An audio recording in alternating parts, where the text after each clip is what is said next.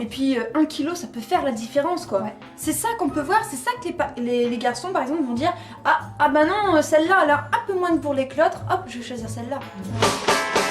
Il est très important pour elle d'avoir un corps identique jusqu'à l'énorme tatouage qu'elles se sont fait faire sur le flanc. Il y a 2 inscriptions en grec ancien, c'est marqué Didymos Einai, donc c'est le fait d'être jumeaux. Ou jumelles. Ouais, voilà, ou jumelles.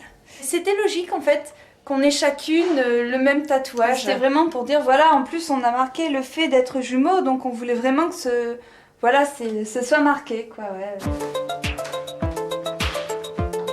Dans la maison, elles ont chacune leur chambre, même si au final tout cela reste théorique. Dans la pratique, ça ne se passe pas vraiment comme ça. On va avoir ma chambre, je l'utilise pas du tout en ce moment, donc c'est pour ça elle est très désertique, on va dire. Désertique parce qu'en fait, même la nuit, les sœurs ne parviennent pas à se séparer. Elles dorment ensemble dans la chambre d'Émilie.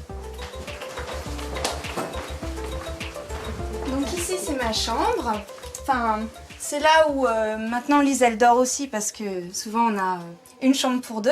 C'est un peu nul d'avoir chacune une chambre plutôt, c'est triste. Moi aussi j'aime bien être dans la chambre d'Émilie parce qu'il y a tout.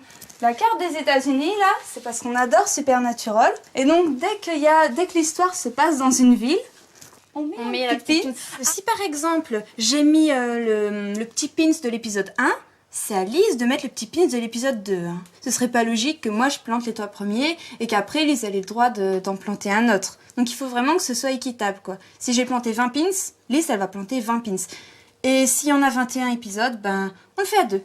On met à 2, tac.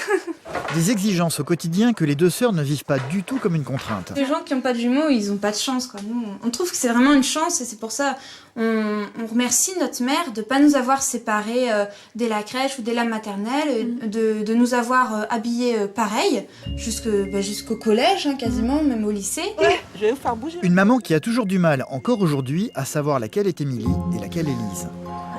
Un grand sourire. On change ?